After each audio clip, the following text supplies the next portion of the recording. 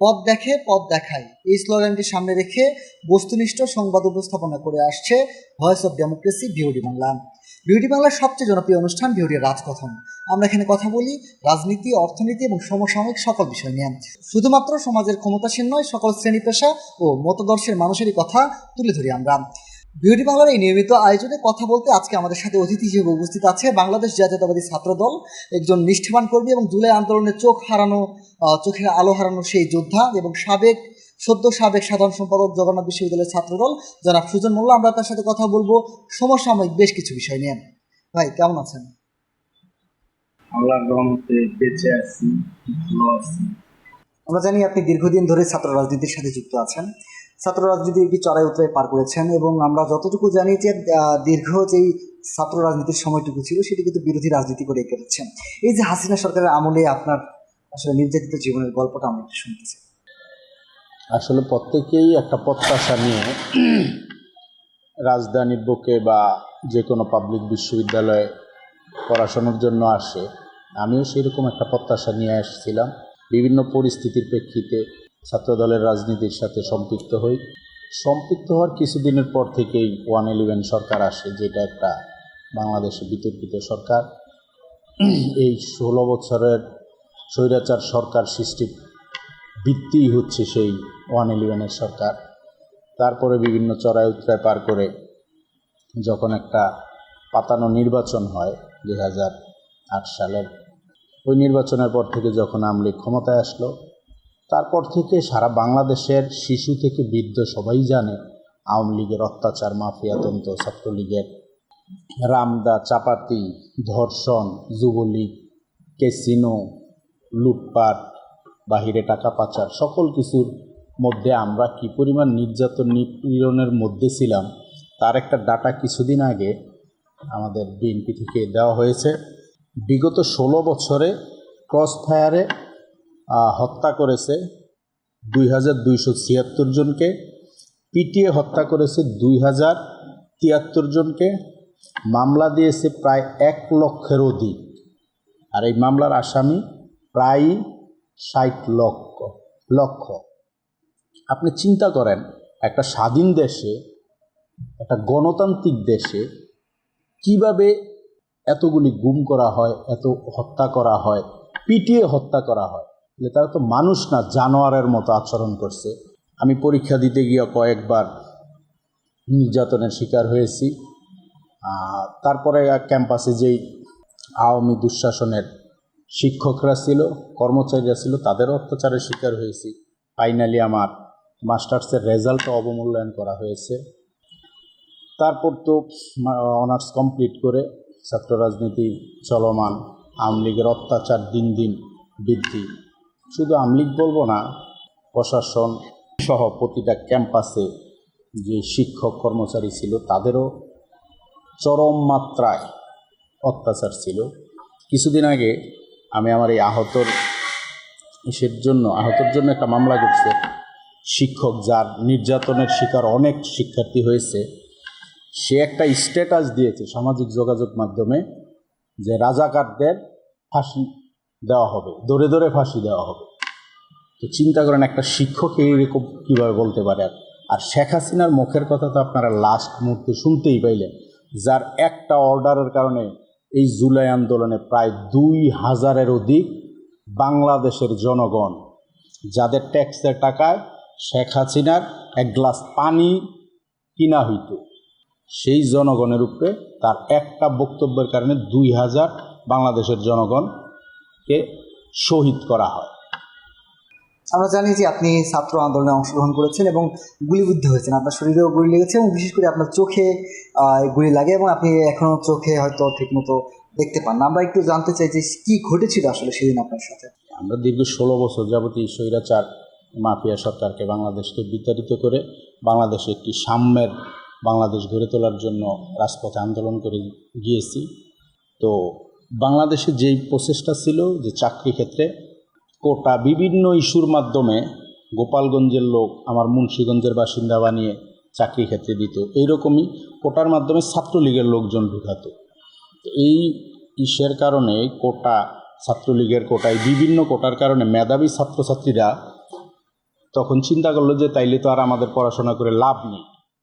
এর আগেও কয়েকটা আন্দোলন হয়েছে, লাস্ট এই জুলাইয়ের এই আন্দোলনটা শুরু হওয়ার পরে যখন আস্তে আস্তে ছাত্রছাত্রীদেরকে মানে নির্মম নির্যাতন করা শুরু করলো, আর এই আওয়ামী সরকারের সবচেয়ে যার কথায় জনগণ নির্যাতিত হয়েছে তার দ্বিতীয় ব্যক্তি হচ্ছে ওবায়দুল কাদের। সে যেই দিন বলল যে ছাত্রলীগই এই ছাত্রছাত্রীদেরকে পিটিয়ে রাজপথ থেকে উঠানোর জন্য যথেষ্ট, তারপর থেকে যেই পরিমাণ নির্যাতন শুরু হইল, সেই নির্যাতনে আমাদের দলীয়ভাবে তখন প্রোগ্রাম দিত না। বৈষম্য বিরোধী ব্যানারের আন্ডারেই সকল ছাত্র নেতাদের বলতো, আমাদের মতো দায়িত্বশীল যারা তাদেরকে বলতো তোমরা পাশে থেকে কোনোভাবে যাতে মিডিয়াতে না আসে, তাহলেই মাফিয়া সরকার ট্যাগ দিয়ে দিবে, এটা বিএনপির আন্দোলন, বিএনপির জ্বালাও পোড়াও। এই কারণে আমরা পাশে থাকতাম, বাট অন্য নেতাকর্মীরা তারা এই আন্দোলনের সাথে সম্পৃক্ত থাকতো। লাস্ট 19শে জুলাই আমাদের দলীয়ভাবে প্রোগ্রাম দেওয়া হয়। তো আমরা ওই দিন চিন্তা করছি যে প্রোগ্রামটা প্রেস ক্লাবে দেওয়া হয়েছে, যে একা একা তো ওইদিকে অনেক নেতাকর্মী নিয়ে যেতে সমস্যা, তো জগন্নাথের যে সাধারণ শিক্ষার্থীরা আছে তারা তো এই দিক থেকে দিয়ে সচিবালয় দিয়ে টিএসসির দিকে যায়, কখনো 0 পয়েন্টে বসে। তা আমরা জগন্নাথ বিশ্ববিদ্যালয়ের ছাত্রদলের সকল নেতাকর্মী নিয়ে 0 পয়েন্ট তৈরি গেলে আমরা ওই দিক দিয়ে প্রেস ক্লাব সচিবালয় দিয়ে প্রেস ক্লাবে চলে যাব, বা ওরা যদি শাহবাগের দিকে যায় তাহলে আমরা ওই ওদের সাথে গিয়ে সচিবালয়ের ফাঁক দিয়ে প্রেস ক্লাবে চলে যাব।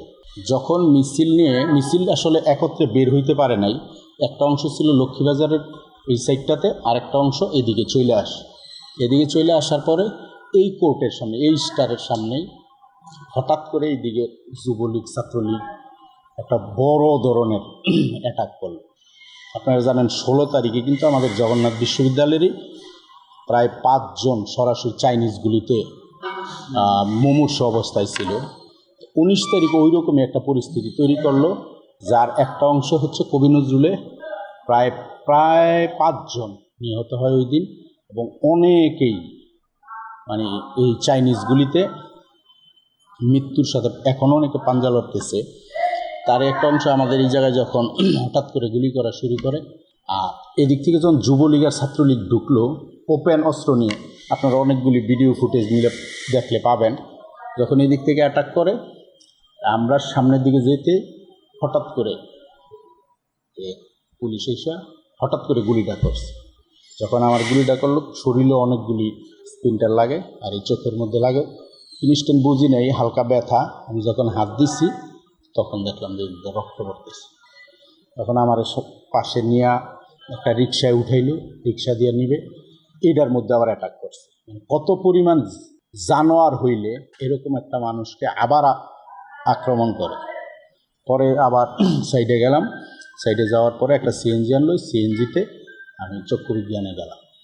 তো তখনকার ডাক্তাররাও অত ছিল না, কারণ তারা আমলিগেরই দোষর। তো আমার অপারেশনের সময়ও তারও আচরণ মনে হয় নাই যে সে ডাক্তার, সে মনে হয় যে সে আমলিগ। এখন আপনার চোখের কি অবস্থা? এখন আমার চোখের অবস্থা হচ্ছে, একটা অপারেশন করাইছি দেশের বাইরে ভারপ্রাপ্ত চেয়ারম্যানের নির্দেশে।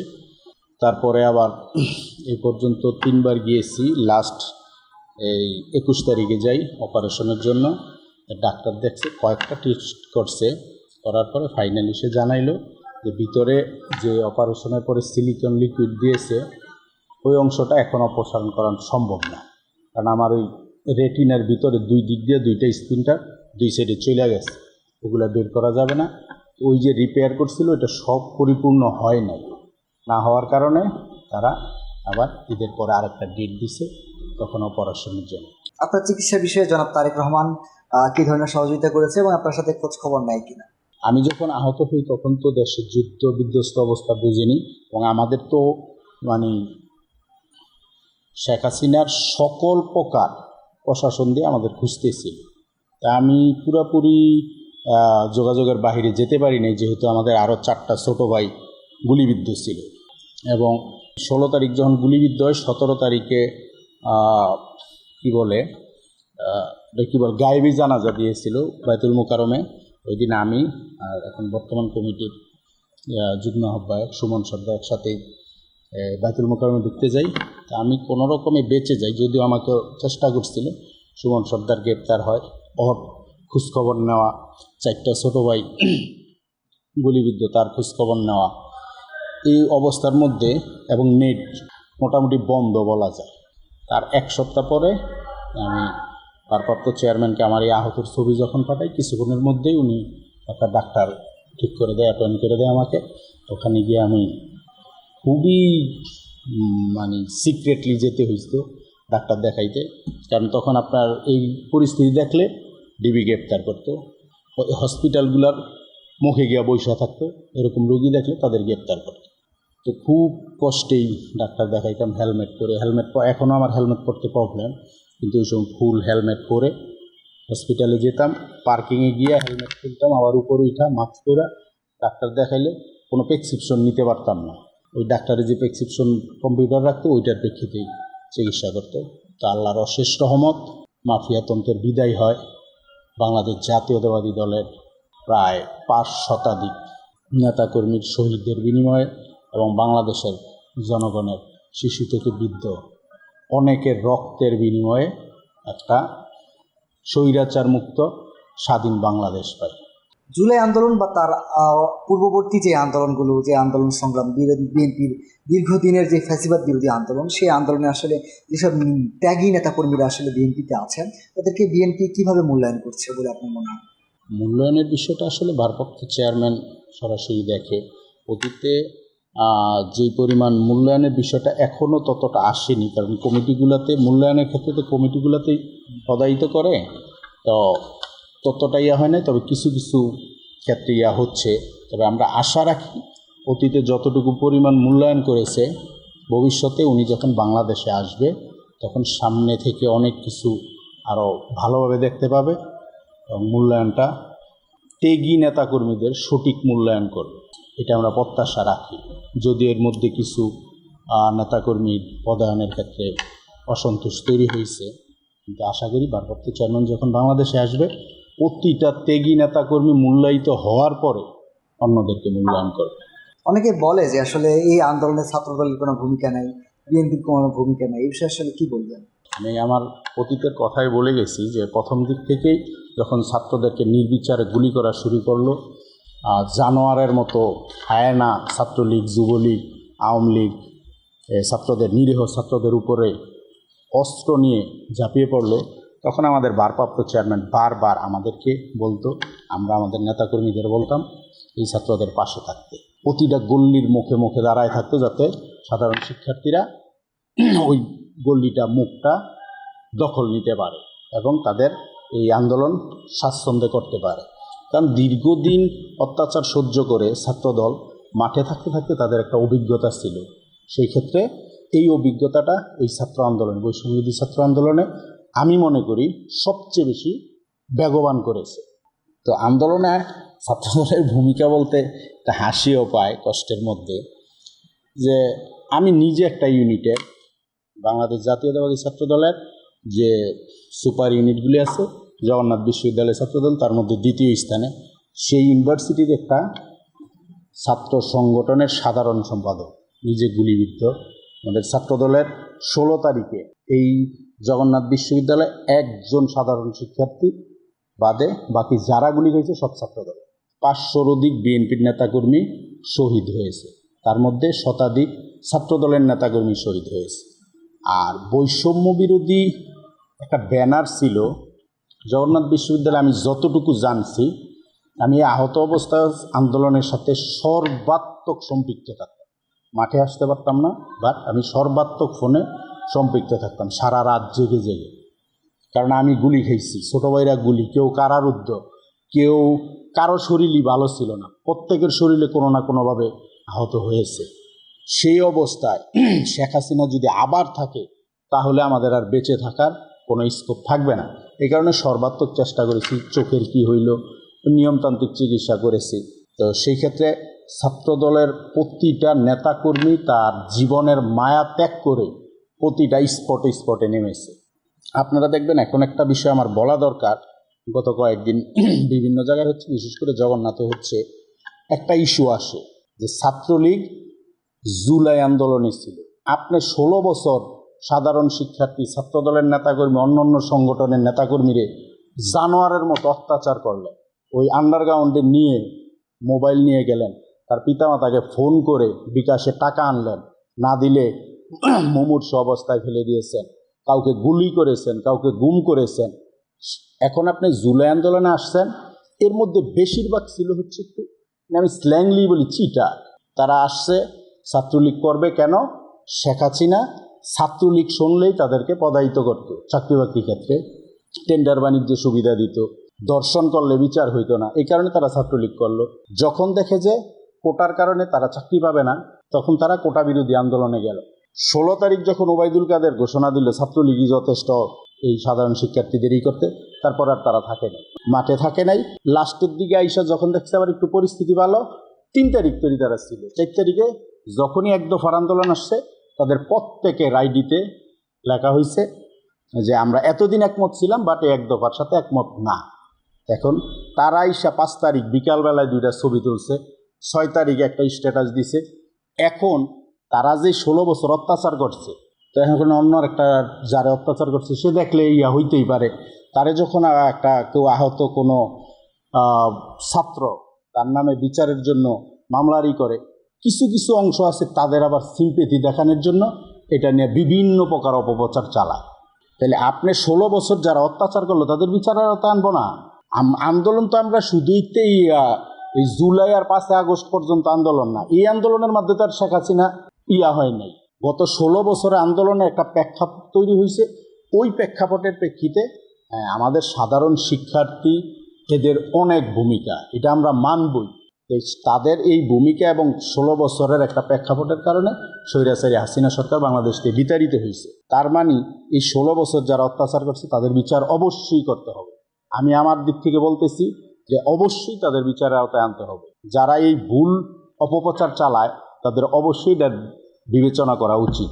16 বছরের অত্যাচার জুলাই আন্দোলন দিয়া কখনো রহিত হবে না। জুলাই আন্দোলন পরবর্তী সময়ে দলের একজন ত্যাগী কর্মী বা নেতা হিসেবে আসলে দলের কাছে এবং জনাব তারেক রহমানের কাছে কী ধরনের প্রত্যাশা থাকবে আপনার? আমি দলের কাছে একটা দায়িত্বশীল বা আমি একজন কর্মী হিসাবে প্রত্যাশা করব, বাংলাদেশের মানুষ, স্বাধীনতার ঘোষক, বাংলাদেশের প্রথম রাষ্ট্রপতি এবং প্রথম নির্বাচিত রাষ্ট্রপতি, বহুদলীয় গণতন্ত্রের প্রবর্তক জিয়াউর রহমানের আদর্শ দেখে এই বিএনপির আদর্শ ধারণ করেছে। ওনার 4 বছরের শাসনামলে উনি বাংলাদেশের সর্বজনপ্রিয় একটা রাষ্ট্রনায়ক। সেই আদর্শকে আমরা ধারণ করে বাংলাদেশের জনগণের প্রতিটা জনগণের মনে যাতে এই বিএনপির আদর্শ লালন করতে পারে, ওইভাবে বাংলাদেশ পরিচালনা করবে। এবং আমরা প্রত্যাশা করি আগামীর রাষ্ট্রনায়ক জনাব তারেক রহমান তার 31 দফার প্রেক্ষিতে বাংলাদেশকে একটি সত্যিকারের স্বপ্নের বাংলাদেশ গড়ে তুলবে। এটা শেখ হাসিনার বাংলাদেশ না, যে শেখ মুজিব সারা জীবন শুধু স্বপ্নই দেখছে, কোনো কাজ করে না। ওই স্বপ্নের বাংলাদেশ না, এটা সত্যিকারের স্বপ্নের বাংলাদেশ গড়ে তুলবে বলে আমরা সর্বাত্মকভাবে প্রত্যাশা করি। আরেকটা জিনিস প্রত্যাশা করি, সেটা হচ্ছে এই সময়ের মধ্যে যারা প্রকৃত অপরাধ করছে তাদের অবশ্যই বিচারের ব্যবস্থায় আনতে হবে। কিন্তু এই যে নিষিদ্ধ একটা দলকে নিষিদ্ধ করার মাধ্যমে যে বিচারের ব্যবস্থা হবে, এটা আমি মনে করি না। এটা একটা গণহত্যাকারী দল। 71-এর জন্য কেউ বিতর্কিত, এই 24-এর জন্য কেউ বিতর্কিত, এক এক সময় এক এক নিষিদ্ধ। কিন্তু বিএনপি এমন একটা দল, তাদের আমি বলবো না যে তাদের কোনো নাই, কালিমা নাই বা তারা ছোটোখাটো কিছু অপকর্ম করেন, এটা আমি এত বড় বিশাল একটা দলের মধ্যে হতেই পারে, কিন্তু এইরকম কোনো অপকর্ম করে নাই যার জন্য ছাত্রদল বা বিএনপিকে নিষিদ্ধ করা হয়। দেশের বর্তমান আইন শৃঙ্খলা পরিস্থিতি কেমন দেখছেন? যেহেতু একটি অন্তর্বর্তীকালীন সরকার 9 মাসের মতো সময় ধরে দেশ পরিচালনা করছে, সেক্ষেত্রে দেশের আইন শৃঙ্খলা পরিস্থিতি কেমন দেখছেন এবং এই আইন শৃঙ্খলার উপর ভিত্তি করে আগামী ডিসেম্বরের মধ্যে নির্বাচন সম্ভব কিনা একটু জানাবেন। নির্বাচন তো আমার মনে হয়েছিল যে জুনের মধ্যেই দেওয়া উচিত, কারণ আমরা বিগত 16 বছর আমরা দেশের জনগণ, প্রতিটা বিরোধী, হাসিনা বিরোধী যেই দলগুলি ছিল সবারই একটাই হচ্ছে একটা সুষ্ঠু নিরপেক্ষ নির্বাচনের মাধ্যমে প্রতিনিধিদের নির্বাচন করা। এই জায়গায় থাকবে না রাতের ভোট দিনের ভোট রাতে, আগের দিন ব্যালট ভরা, এগুলি থাকবে না। সেই নির্বাচনের জন্য আমরা এত বছর আন্দোলন করলাম, কেউ গুম হইল, কেউ খুন হইল, কেউ আহত হইল, কেউ ওই যে 60 লক্ষ বিএনপির নেতাকর্মী মামলা খাইল, তারপরে 2276 জন ক্রস ফায়ারে গেল, পিটিয়ে হত্যা করলো 2073 জনকে। একটা নির্বাচিত সরকারের জন্য, সত্যিকারের নির্বাচন, নিরপেক্ষ সরকারের অধীন এখন ওনারা আসছে। অন্তর্বর্তী সরকার, এটা কিন্তু তত্ত্বাবধায়ক থাকতো 3 মাস। অন্তর্বর্তী সরকারের মেয়াদ কতদিন? ওনারা কি আজীবন থাকবে? ওনাদের কি সেই প্রত্যেকের কি সেই যোগ্যতা আছে? আপনি দেখেন একটা উপদেষ্টার পিএস 8 মাসে তার কি পরিমাণ লেনদেনের হিসাব, এবং ওনাদের বিভিন্ন প্রকার কারো কারো দেখা যায় যে আওয়ামী লীগের পুনর্বাসন করতেছে। আপনি দেখছেন সার্জিসকে এই বসুন্ধরাতে গিয়ে ছাত্রলীগ নিয়ে ঘুরে বেড়ে, এবং ওনার যে শুডাউন বা আর অন্য বিভিন্ন জনের যেই বিষয়গুলি আসছে, এগুলি হবে না। এরকম একটা গণহত্যার করলো একটা সরকার, আর এরকম একটা শহীদের, এতগুলি শহীদের বিনিময়ে যেই স্বৈরাচার মুক্ত বাংলাদেশ পাইলাম, তার মধ্যে 8 মাসের মাথায় বাংলাদেশে কি পরিমাণ দুর্নীতি হচ্ছে এটা আপনারা আমাদের চেয়ে ভালো জানেন। এই অবস্থা আমরা চাই না। আমি গুলিবিদ্ধ, আমি ছাত্রদল বাদ দিলাম, বিএনপি বাদ দিলাম, একটা সাধারণ শিক্ষার্থী, সাধারণ জনগণ হিসাবে এই গুলি খাইছি এদের এই অপকর্ম দেখার জন্য না। যে ট্রেনে যাইতো বিনা টিকেটে, সে এখন 100 গাড়ি নিয়ে শুডাউন দিয়ে যায়। এই টাকার উৎস কোথায়? এগুলি সাধারণ জনগণ জানতে চায়। ওনারা যে ফাঁকা আওয়াজ দেয়, ওই আওয়াজ আর মানুষ খাবে না। আর আরও একটা বিষয় বলবো, আমি আমার এই ইসের জন্য মামলা করেছি। আমার ক্যাম্পাসে আমার এই মামলার আসামিকে ছেড়ে দেওয়া হয়েছে। এটার জবাবদিহি আমি নিব যে আপনারা কেন এই আসামিকে ছেড়ে দিলেন। যেই শিক্ষক বলছে ছাত্রদল, শিবির, মানে এই হাসিনা বিরোধী যারা আছে তাদেরকে যুদ্ধ অপরাধী বানাইছে এবং তাদের ফাঁসির ব্যবস্থা করবে, সেই শিক্ষক এই জুলাই আন্দোলনে ছাত্রদেরকে হকি স্টেক নিয়ে দৌড়াইছে। সেই শিক্ষককে কিভাবে ছেড়ে দেয়, কোন কারণে ছেড়ে দিছে, সেটারও আমি জবাব দিতে চাই। বসুন্ধরা, উত্তরা, বনশ্রী, কুড়িল ও বাড্ডা সহ রাজধানীর বিভিন্ন স্থানে অভিজাত ও অত্যাধুনিক মানের ফ্ল্যাট কেনার এক নির্ভরযোগ্য প্রতিষ্ঠান প্লেজেন্ট প্রপার্টিজ লিমিটেড। তাই আপনার স্বপ্নের আবাসনের জন্য আজই যোগাযোগ করুন। Pleasant properties limited, where destiny matches eventually. সর্বশেষ আপনার কাছে যে বিষয়টিতে জানতে চাইবো সেটি হচ্ছে নির্বাচন বিষয়ে। আমরা দেখেছি যে নতুন যে রাজনৈতিক দল গঠিত হয়েছে তারা হয়তো এখনো নিবন্ধিত হয়নি, কিন্তু তারা নির্বাচনী প্রচারণা করছে। অন্যদিকে জামায়াত 300 আসনেই কিন্তু নির্বাচনের প্রার্থী ঘোষণা করেছে এবং তারা নির্বাচনী প্রচারণা চালিয়ে যাচ্ছে। তো যখন আসলে বিএনপি সেই জায়গা থেকে বলছে যে নির্বাচনের কথা বলছে, তখনই একদল লোক আসলে বলছে যে বিএনপি শুধু নির্বাচন করে। এই বিষয়ে আসলে আপনি কি বলবেন? বাংলাদেশে বহুদলীয় গণতন্ত্রের জনক হচ্ছে শহীদ প্রেসিডেন্ট জিয়াউর রহমান। বিএনপি যখনই বাংলাদেশ কোনো দুঃসময়ের মধ্যে পড়েছে, তখনই বিএনপি তার দেশের পাশে, জনগণের পাশে এসে দাঁড়িয়েছে। 75 সালে একটি স্বৈরাচার সরকারকে, বাকশালী সরকারকে যখন, ওই পন্থাকে আমি পছন্দ করি না, কিন্তু হয়তো তারা ওই পন্থায় যেতে বাধ্য হয়েছে একটা অবস্থার পরে, যখন দেশে বিশৃঙ্খল পরিস্থিতি, তখন আমাদের শহীদ প্রেসিডেন্ট জিয়াউর রহমান বাংলাদেশের জনগণের পাশে এসে দাঁড়িয়েছে।